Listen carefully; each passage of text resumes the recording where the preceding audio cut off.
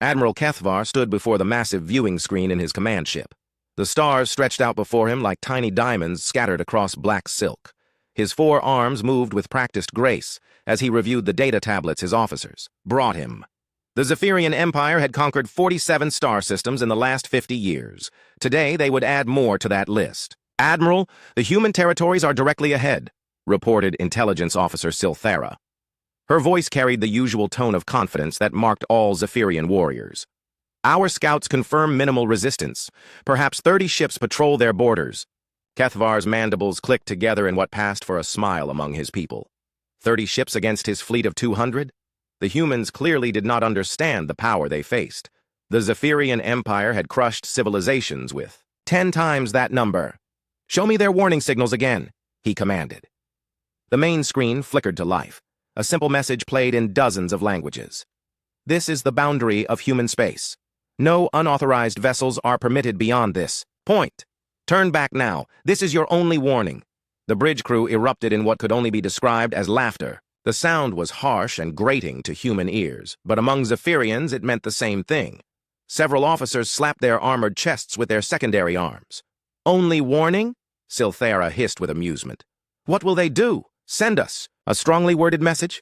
Kethvar examined the tactical display more carefully. The human systems showed modest industrial development. Their planet supported maybe 10 billion people total across 6 worlds. The Zephyrian home system alone had 3 times that population. These humans were clearly a young species, probably only recently discovering space travel. "What do we know about their military capabilities?" he asked. Silthara consulted her datapad. "Primitive chemical rockets for their early exploration. They have developed some form of fusion drive, but nothing approaching our plasma propulsion systems. Their weapons appear to be kinetic-based projectiles and simple energy beams. No evidence of quantum disruptors or reality manipulation technology." The Admiral nodded. It was exactly what he expected from such a small, isolated group of worlds. Most species went through this phase, the awkward period between planetary civilization and true galactic power. Usually, a more advanced empire would come along and guide them into the larger community. The Zephyrians preferred a more direct approach. "Sir," called out Navigation Officer Theclon from his station, "we are approaching their border markers." Kethvar could see them now, simple metal beacons floating in space, broadcasting their warning on all frequencies.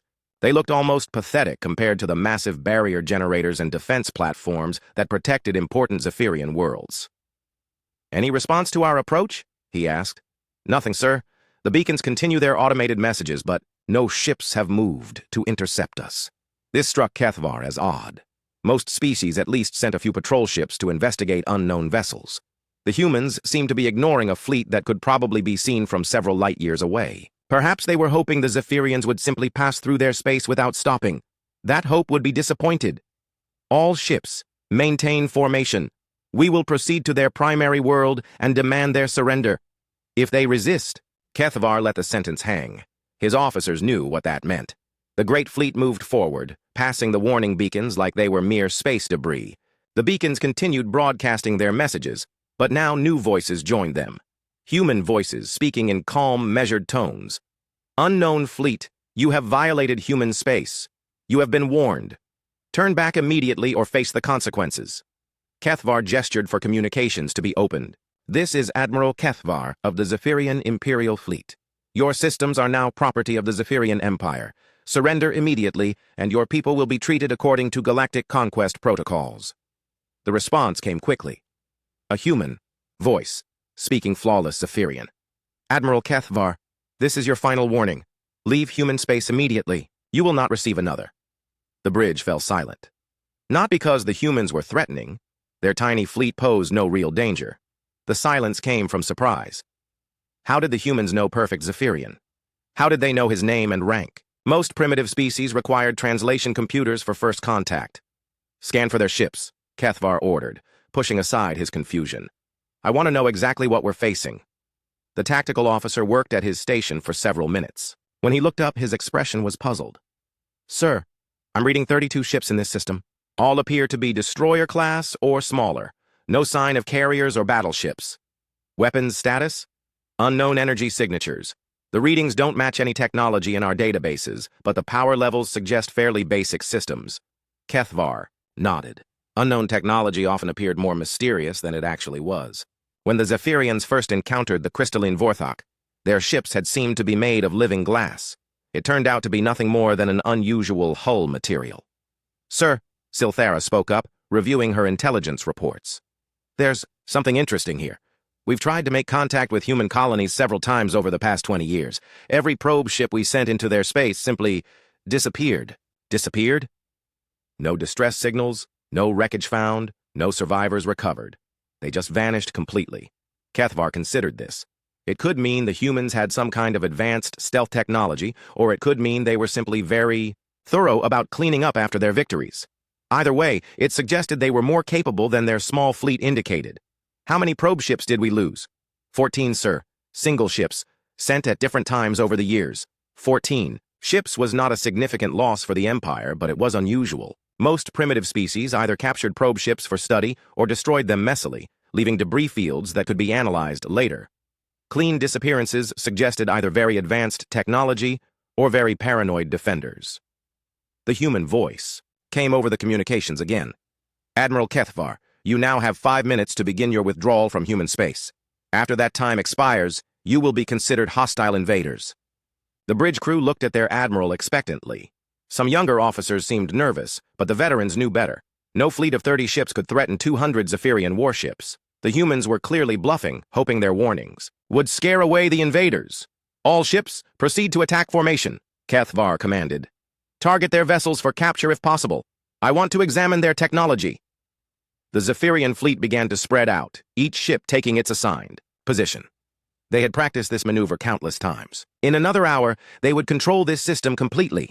"Sir," the tactical officer called out, "I'm detecting some unusual readings from the asteroid field ahead." "What kind of readings?" "Energy signatures, but very faint, probably just solar. Radiation reflecting off metal deposits." Kethvar barely paid attention. Asteroid fields were common in most systems, and energy readings were usually nothing more than natural phenomena. His focus remained on the human ships ahead, still maintaining their positions like they actually thought they could stop his fleet. The countdown reached 0. 5 minutes had passed since the humans' final warning. That was when everything changed. Commander Sarah Chen watched the Zephyrian fleet through the observation deck of Defense Station Cerberus 7. The alien ships looked impressive from a distance, sleek, predatory vessels that had probably struck fear into dozens of species. She took a sip of coffee from her magnetic cup and checked her watch. 3 minutes until the deadline expired. "Status report," she called out to her bridge crew. "All Ghost Squadron ships are in position," reported Lieutenant Martinez from the tactical station. "Asteroid field, gas cloud, and derelict positions confirmed ready." Wolfpack reports ready from the far side of the moon, added communications. "Officer Park, Hammer Squadron is holding position behind the sun. All ships report green across the board." Sarah nodded calmly. Everything was proceeding exactly according to plan. The plan they had been preparing for over 20 years. Humans had learned about the Zephyrian Empire the hard way, when Earth's first deep space exploration ships had ventured beyond the solar system. They had encountered other civilizations. Most were peaceful, interested in trade and cultural exchange. A few were not. The Zephyrians fell into the second category. They had a simple philosophy: might makes right, and superior technology gave them the right to rule over lesser species. They had conquered dozens of worlds, each time following the same pattern. A massive fleet would arrive, demand surrender, and then impose their will on the conquered population. Earth's leaders had realized quickly that humanity's small cluster of colonies would eventually attract Zephyrian attention. The solution was not to build bigger ships or better weapons. The solution was to make sure that any attack on human space would be so costly that other species would think twice before trying. "Ma'am," Lieutenant Martinez spoke up, "the Zephyrians are hailing us again. Put them through." The alien admiral's voice filled the bridge. His translator made him sound almost human, but there was an underlying arrogance that no technology could hide. "Human commander, your time has expired. Surrender now, and we will discuss terms." Sarah picked up her microphone. "Admiral Kethvar, this is Commander Chen of the Human Defense Force. You have violated our space after repeated warnings. You now have exactly 60 seconds to begin your withdrawal, or we will consider you hostile invaders and respond accordingly." The Zephyrian's laugh came through clearly. "Commander, you have 30 ships. I have 200. Be reasonable." 50 seconds, Admiral." Sarah could hear the confusion in the alien's voice when he responded. Are you seriously threatening me? 40 seconds. She gestured to her tactical officer, who began the activation sequence for Directive 847. Across human space, automated systems came online. Hidden ships powered up their engines. Weapons that had been waiting in darkness for years finally began to charge. The thing about humans that other species never seemed to understand was patience. When the Zephyrians conquered a world, they did it quickly and moved on. When humans planned a defense, they thought in decades. 30 seconds, Sarah announced. This is ridiculous, came the Admiral's voice. You cannot possibly. 20 seconds. Every human ship commander in the system checked their orders one final time. They had trained for this scenario countless times in simulation. Today, it was real. 10 seconds. Sarah could imagine the confusion on the Zephyrian bridge. They probably thought she was bluffing, or perhaps suffering from some kind of mental breakdown. Species that relied on overwhelming force rarely understood the value of careful preparation. Time's up, Admiral. She nodded to Lieutenant Martinez, who pressed a single button on his console. Across the system, space itself seemed to come alive. The first ships to decloak were the Ghost Squadron vessels hiding in the asteroid field. What the Zephyrians had, dismissed as natural energy readings, suddenly revealed themselves as 48 human destroyers, their hulls painted to match the surrounding rocks perfectly. The second wave came from the gas clouds surrounding the system's outer planets. 96 human cruisers shed their camouflage and began moving toward the Zephyrian fleet at maximum acceleration. But the real surprise came from directly beneath the alien formation, what the Zephyrians had identified as derelict human ships. Vessels that appeared to be floating dead in space suddenly blazed to life. They were not derelicts at all, but specially modified battleships that had been playing dead for months, waiting for exactly this moment. Admiral Kethvar's voice came through the communications again, and this time all trace of arrogance was gone. What? How many ships do you have? Sarah consulted her tactical display. Currently, about 300 in this system alone, but we're just getting started. The far side of the moon erupted with activity as Wolfpack revealed itself, 72 heavy cruisers that had been hiding in the lunar shadow. Simultaneously, Hammer Squadron emerged from behind the sun, their massive bulk carriers deploying clouds of fighters like angry swarms of insects. You see, Admiral, Sarah continued, her voice perfectly calm, you made a classic mistake. You assumed that what you could see was all there was to see. Humans learned long ago that the best defense is the one your enemy never sees coming. The Zephyrian fleet was now completely surrounded. Every escape route was blocked by human ships that had seemingly appeared from nowhere. What had started as a simple conquest had become a carefully orchestrated trap. This is impossible. Kethvar's voice cracked slightly. Our intelligence showed only 30 ships. Your intelligence showed exactly what we wanted it to show, Sarah replied. Those 30 ships you detected? They're real. They're also the bait. Every probe you sent into our space over the last 20 years gave us information about your capabilities. We've been preparing for this meeting for 2 decades. She stood up from her command chair and walked to the main viewing screen. The Zephyrian fleet looked much smaller now, surrounded by human vessels on all sides. Now then, Admiral, let's discuss surrender terms. Your ships will power down their weapons immediately. You will prepare to be boarded. Any resistance will be met with overwhelming force. You're making a mistake, Kethvar said, desperation creeping into his voice. The Zephyrian Empire will not stand for this. When our reinforcements arrive— What reinforcements? Sarah interrupted. The fleet you left guarding your nearest base? They're a bit busy right now dealing with their own problems. It turns out that while you were heading here, we were paying them a visit. The truth was even more devastating than her words suggested. Human intelligence had known about this attack for months. While the Zephyrians were concentrating their forces for the assault on human space, human strike teams had been systematically eliminating their supply lines and communication networks. This was not just a battle. It was a carefully planned military operation designed to send a message to every aggressive species in the galaxy. Admiral, Sarah continued, you have exactly 5 minutes to comply with our surrender demands. After that, we stop being polite. Admiral Kethvar stared at his tactical display in disbelief. Red enemy contact surrounded his fleet on all sides. The numbers kept climbing as more human ships revealed themselves. 300, 400, 500, sir.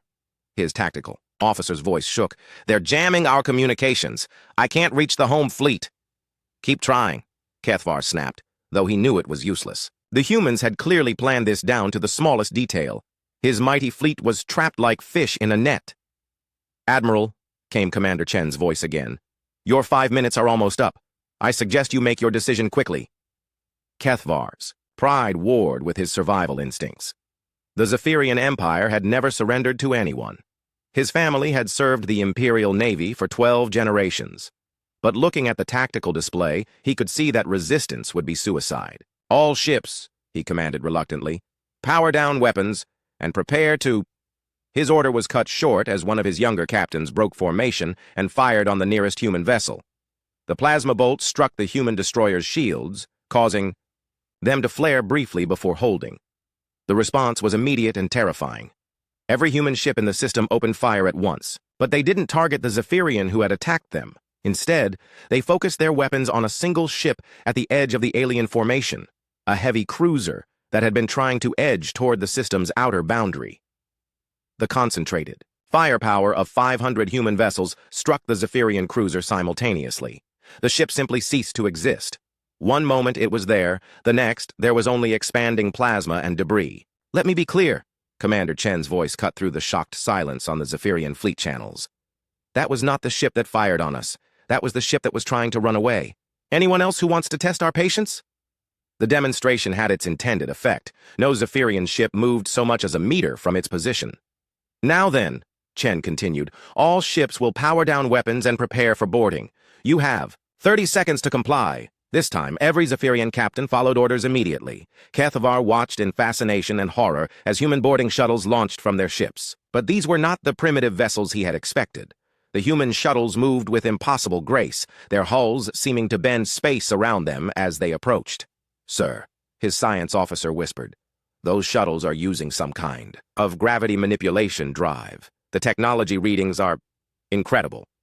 The first shuttle docked with Kethvar's flagship. He expected armored soldiers to storm aboard, weapons drawn and ready for battle. Instead, the airlock opened to reveal a single human female in a simple black uniform. She was not even carrying a visible weapon. "Admiral Kethvar?" she asked politely. "I'm Lieutenant Commander Rodriguez. I'll be overseeing your ship's compliance with surrender protocols." Kethvar stared at her.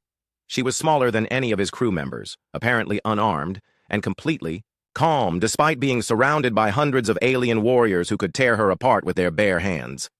"You came alone?" he asked in disbelief. "Oh, I'm not alone," Rodriguez replied with a slight smile. She tapped a device on her wrist, and suddenly the air around her shimmered. "I have friends." Invisible barriers appeared throughout the bridge, separating each Zephyrian crew member from the others. The barriers looked like simple energy fields. But when one of Kethvar's officers tried to touch one, his hand passed right through it, and then he couldn't move his arm at all. "Localized gravity manipulation," Rodriguez explained casually. "We can selectively increase gravitational force around specific objects. Your arm is currently experiencing about 50 times normal gravity. Don't worry, it won't cause permanent damage as long as you don't struggle." The officer stopped trying to move his arm immediately. "Now then," Rodriguez continued, "Admiral, I need you to order your crew to assemble in the main cargo bay. We're going to install some recording equipment on your ship." "Recording equipment?" "Yes. You're going to be our messengers." Rodriguez consulted a datapad. "We're going to record everything that happens here today. When you return to Zephyrian space, you'll carry those recordings with you." Kethvar was confused. "Return? You're not going to execute us?" "Execute you?" Rodriguez looked genuinely surprised. "Admiral, why would we do that? You're much more valuable to us alive." She gestured toward the main viewing screen, which now showed the battle taking place throughout the system. It was not really a battle at all. It was a demonstration. Human ships were systematically disabling Zephyrian vessels with surgical precision. Weapons were destroyed without damaging life support. Engines were crippled without causing hull breaches. "You see," Rodriguez continued, "dead enemies can't tell stories, but survivors can spread word about what they experienced. Every species in the galaxy is going to hear about what happened here today." As Kethvar watched, he began to understand the true scope of human planning. This was not just a military victory, it was psychological warfare on a galactic scale. The humans were not just defeating the Zephyrian fleet, they were creating a legend. "Your ships will be disabled but not destroyed," Rodriguez explained. "Your crews will be treated according to galactic conventions for prisoners of war. You'll be given food, medical care, and safe passage home. But first, You're going to witness something that no aggressive species has ever seen before. She activated the main screen again, and this time it showed the entire system from a strategic perspective. Hundreds of human ships were moving in perfect coordination, their formations flowing like a single organism. It was beautiful and terrifying at the same time. Every ship movement you're seeing was planned months ago, Rodriguez said. Every tactical decision was made before you even entered our space. We knew exactly how your fleet would approach, how your ships would be positioned, and how your admiral would react to our warnings. Kethvar felt a chill run down his spine. How could you know that? Because we've been studying you for 20 years, Admiral. Every probe ship you sent into our space, every border raid, every conquest you made, we were watching and learning. We know how Zephyrians think, how you fight, and most importantly, how you make mistakes. The truth was even more devastating than she was revealing. Human intelligence networks had infiltrated half the governments in the galaxy. They knew about Zephyrian attack plans before the Zephyrian military leadership finalized them. But the real lesson, Rodriguez continued, is not about military superiority. It's about consequences. You see, Admiral, the galaxy operates on a very simple principle. Actions have consequences. For too long, aggressive species like yours have believed that you could take whatever you wanted from weaker civilizations. She pointed to the tactical display, where the last Zephyrian ships were being systematically disabled. Today, you learn that humans are not a weaker civilization. Today, you learn that there are consequences for uninvited aggression. And tomorrow, every species in the galaxy will learn the same lesson. Kethvar realized that he was witnessing the end of an era. For centuries, the Zephyrian Empire had expanded through force, taking whatever they wanted from whoever was too weak to stop them. Those days were over. News of the Zephyrian defeats spread across the galaxy faster than anyone thought possible. Within hours of the battle's end, every major government was receiving detailed recordings of what had happened in human space. On the crystalline world of Vorth Prime, High Calculator Zextharn reviewed the tactical data for the 17th time. The mathematical precision of the human victory was unlike anything in his species' historical records. The Vorthak prided themselves on logical analysis, but even their most advanced computers struggled to understand how the humans had achieved such perfect coordination. The probability calculations are disturbing, reported his assistant, Corlin. According to our analysis, the humans' tactical response was so precisely timed that they must have been planning it for a minimum of 18 standard years. 18 years? Zextharn's crystal formations flickered with disbelief. That would mean they began preparing for this specific attack before the Zephyrians even knew humans existed. The implications were staggering. The Vorthak had always assumed that most species operated on short-term planning cycles, responding to threats as they appeared. The idea that humans might plan military operations across decades challenged everything they thought they knew about. Galactic warfare. What is our current border status with human space? Zextharn asked. We maintain a buffer zone of 12 light years, as established in the Non-Aggression Accord of 2381, Corlin replied. All our probe missions have strictly observed the boundaries. Good. Send orders to all border stations. That buffer zone is now 24 light years. And cancel all deep space exploration missions in the direction of human territory. Across the galaxy, similar conversations were taking place.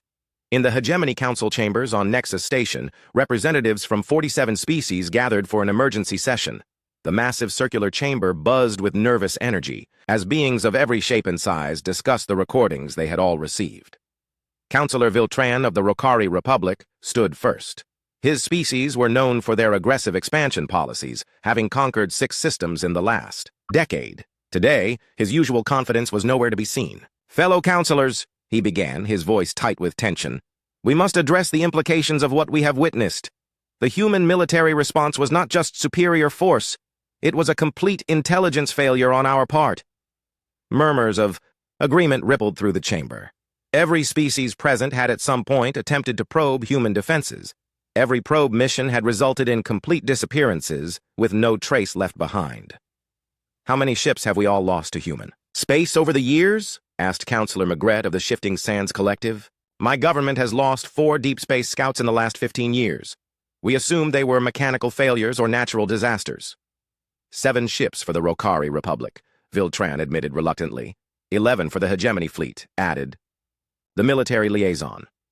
As each representative spoke, a disturbing pattern emerged. Every major power in the galaxy had lost ships to human space. The total count reached over 200 vessels from 30 different governments. They've been quietly eliminating threats for decades, realized Counselor Thexmore of the United Clans. No wreckage, no survivors, no evidence. They made sure we would never learn from our losses. High Counselor Zelnara, the ancient leader of the Hegemony Council, finally spoke. Her species lived for over 500 years, and she had seen the rise and fall of a dozen galactic empires. In my long life, she said, her voice carrying the weight of centuries, I have never seen such calculated patience. Most species that develop advanced military technology become aggressive, seeking to test their strength against their neighbors. Humans appear to have chosen a different path. She gestured to the tactical displays showing the human victory. They developed overwhelming defensive capabilities and then waited for someone to test them. The Zephyrians were not defeated by superior technology alone. They were defeated by superior planning, superior intelligence, and superior patience. The AB's chamber fell silent as the implications sank in. Humans were not just another aggressive species to be contained or conquered. They were something entirely different. A civilization that had weaponized patience itself. Meanwhile, in Zephyrian space, the consequences of the failed invasion were tearing the Empire apart. Admiral Kethvar sat in a detention cell on his own ship, watching through a porthole as the 37 surviving vessels limped toward home. The recordings of their defeat played continuously on all communication channels as per human instructions. The psychological impact was devastating. The Zephyrian military had built its reputation on invincibility. Soldiers who had never known defeat suddenly faced the reality that their entire fleet had been destroyed by a species they had dismissed as primitive. Worse, other enemies of the Empire were already taking advantage of the situation. The Corvin Uprising, which had been contained for years through fear of Zephyrian retaliation, exploded into open rebellion. 3 border systems declared independence within days of the recordings reaching them. Sir, reported his communications. Officer, we're receiving surrender offers from the Talari Federation and the Independent Traders Alliance. They're offering to join the Empire voluntarily if we guarantee protection from human retaliation.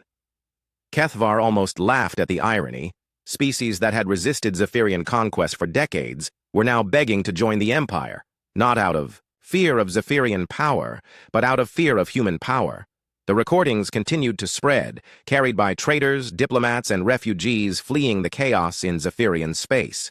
Each telling added new details, new perspectives on the human victory. The story grew in the telling, becoming legend. On the desert world of Kethmorn, the nomadic Sandrunner tribes gathered around their communication arrays to hear the tale of the great battle. Their storytellers, who had memorized thousands of years of oral history, declared it the most significant military event in galactic history. The Sky Warriors, who called themselves Zephyrians, thought they were hunters, chanted Elder Morthak to his assembled tribe. But they discovered they were prey. The humans did not fight them. They collected them, like specimens for study. The story resonated across cultures and species. Each civilization interpreted it through their own understanding, but the message was always the same. Humans were not to be underestimated. In the deep space monitoring stations that tracked galactic communications, traffic analysts noted a sudden change in interstellar travel patterns. Ships that had been heading toward human space turned away. Trade routes that had been gradually extending toward human territory were abandoned. Even scientific exploration missions avoided anything that might bring them close to human borders. The human victory had accomplished something that no previous military action in galactic history had achieved. It had created a voluntary quarantine. Species across the galaxy were choosing to stay away from human space, not because they were ordered to, but because they were afraid to enter. But perhaps the most significant change was in how other species thought about warfare itself. For millennia, galactic conflicts had followed predictable patterns. Larger fleets attacked smaller ones, advanced technology defeated primitive weapons, and victory went to whoever could bring the most force to bear. Humans had shown a different way. They had proven that patience, planning, and intelligence could be more powerful than any weapon. They had turned defense into an art form and made their enemies defeat themselves. The galaxy would never be the same. 1 year after the Zephyrian defeat, the galaxy had learned to respect human space. Star charts now marked human territory with warnings in dozens of languages. Trade routes curved around human borders like water flowing around a stone. Even military patrol routes gave human space a wide berth. Admiral Sarah Chen, promoted after her successful defense of human space, stood on the observation deck of Diplomatic Station Haven. The massive structure floated just inside human territory, serving as humanity's first official contact point with the galaxy. Today, she was welcoming a very different kind of visitor than the Zephyrians. "Admiral," reported her aide, Lieutenant Park, "the Vorthak delegation is requesting permission to enter our space." Sarah smiled. The crystalline Vorthak were known throughout the galaxy for their mathematical precision and logical thinking. If they were coming to human space voluntarily, it meant they had calculated the benefits of friendship versus the costs of hostility. Grant them permission and assign escort ships, full diplomatic honors. She watched through the observation windows as 3 elegant Vorthak vessels approached the station. Their crystal hulls caught the light from the nearby star, creating rainbows that danced across their surfaces. It was beautiful and completely different from the menacing appearance of Zephyrian warships. The lead Vorthak ship transmitted the proper diplomatic codes and submitted to inspection by human security teams. When the delegation finally arrived, aboard Haven Station, they were greeted with genuine warmth and respect. High Calculator Zextharn led the Vorthak delegation. His crystal formations glowed with soft blue light as he spoke to Admiral Chen in the station's main conference room. "Admiral, the Vorthak Republic comes to propose formal trade agreements and cultural exchange programs. We believe that cooperation between our species would benefit both our civilizations." Sarah gestured to the comfortable chairs around the conference table. "Please sit. We're always interested in meeting new friends. What specifically did you have in mind?" "Our mathematical analysis indicates that human defensive technologies could complement our computational abilities. In exchange, we offer our expertise in quantum mathematics and crystal-based computer systems." The negotiations proceeded smoothly. Unlike the arrogant demands of the Zephyrians, the Vorthak came prepared to offer mutual benefits.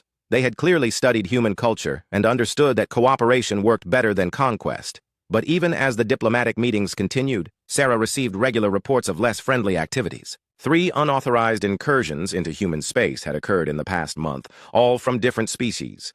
The first had been a single scout ship from the Corvan Resistance, probably trying to determine if humans might support their rebellion against the Zephyrian Empire. The ship had been intercepted at the border and simply vanished, leaving only a small beacon broadcasting the same message. This vessel violated human space without permission. Its crew has been relocated to a neutral world with transportation home. Do not follow this example. The second incursion involved 5 ships from an unknown species that had tried to establish a mining operation on an asteroid just inside human territory. They had been more stubborn than the Corvan Scout, requiring actual force to remove. The mining equipment was dismantled and returned to them, along with a detailed explanation of why unauthorized resource extraction would not be tolerated. The third incident was the most serious. A full squadron of 12 warships from the Hegemony fleet had attempted to escort a diplomatic mission through human space without requesting permission first. They claimed it was simply a navigation error, but their formation and approach vector suggested otherwise. The response had been swift and decisive. Human ships had appeared around the squadron within minutes, completely surrounding them. The Hegemony vessels found themselves escorted to the nearest border and politely but firmly expelled from human space. The diplomatic mission was allowed to continue after proper permission was requested and granted. "Status report on border security," Sarah requested during her daily briefing. "All quiet on the major fronts," reported Commander Williams, her new security chief. "The Vorthak delegation has been nothing but professional. The Talari Federation continues to maintain their agreed-upon buffer zone. Even the Zephyrian remnant fleets are staying well clear of our borders." "What about the smaller powers?" "That's where things get interesting. We're seeing a pattern of probe missions from minor species who apparently haven't gotten the message yet. 3 more single-ship incursions this week alone." Sarah nodded. It was exactly what they had expected. Major galactic powers learned quickly when faced with overwhelming evidence of human capabilities. Smaller, more isolated species often needed personal experience before they understood the new reality. "Continue standard protocol," she ordered. "Intercept, relocate, and release with a clear message. No lethal force unless absolutely necessary." The truth was that humans preferred this approach. Every peaceful resolution of a border violation reinforced their reputation for being reasonable, but firm. Every small species that returned home with stories of human fairness made other species more likely to approach diplomatically rather than aggressively. Later that day, Sarah received a priority communication from Earth. The message was brief, but significant. 3 new species have requested permission to establish embassies in human space. 2 are offering defensive alliances against Zephyrian expansion. 1 is proposing a joint scientific research program. It was exactly what human leadership had hoped for. The demonstration of military power against the Zephyrians had served its purpose, not to inspire fear, but to command respect. Species across the galaxy were learning that humans could be powerful allies or implacable enemies, depending on how they chose to approach. That evening, Sarah walked through the diplomatic quarters of Haven Station. Vorthak crystals chimed softly, in their environmental chambers creating music that was both alien and beautiful. In the human quarters, earth plants grew in carefully maintained gardens, bringing a touch of home to the frontier.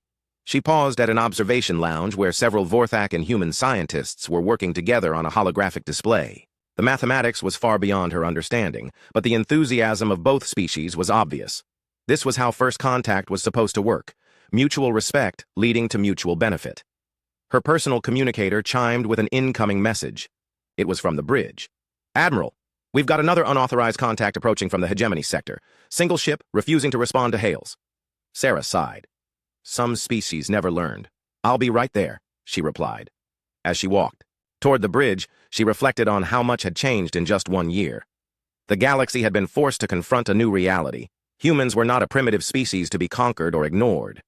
They were a sophisticated civilization with the patience to plan for decades and the power to enforce their will when necessary. The Zephyrian defeat had sent a clear message to every aggressive species in the galaxy. Uninvited guests were not welcome in human space. But it had also sent a different message to species willing to approach with respect and genuine interest in cooperation. Sarah reached the bridge and took her position in the command chair. On the main screen, a small ship was approaching human. Space at high speed, ignoring all warning beacons and communication attempts. "Sir," reported the tactical officer, "sensors indicate it's a modified courier ship. Unknown configuration, but definitely armed. Any response to our warnings?" "Negative. Still refusing to acknowledge our transmissions." Sarah considered her options. This was clearly another probe mission, probably from a species that thought they could sneak through human defenses. Time to provide another educational experience. All stations, prepare for interception. Standard protocols: disable, board, and investigate. If they want to learn about human hospitality the hard way, we'll be happy to teach them. The intruding ship crossed into human space and immediately found itself surrounded by human vessels that had seemed to appear from empty space. Within minutes, its engines were disabled and boarding shuttles were approaching. Sarah opened a channel to all frequencies, knowing that the message would be recorded and eventually transmitted across the galaxy. "Unknown vessel, you have entered human space without permission after ignoring multiple warnings. Your ship will be inspected, your crew will be relocated to a neutral world with transportation home, and this incident will be reported to your government. To any other species monitoring this transmission, please note, the invitation to human space remains open to friends. But remember, no one enters human space uninvited unless they're asking for their last journey." The message was calm, professional, and absolutely final. It would spread across the galaxy along with recordings of the incident, reinforcing the lesson that the Zephyrians had learned the hard way. Humans were patient, but their patience was not unlimited. They preferred diplomacy to warfare, cooperation to conquest, but they would defend their space against all comers, no matter how many ships it took or how long the fight lasted. The galaxy had learned to respect that determination. And for the first time in galactic history, a single species had achieved something unprecedented: perfect security through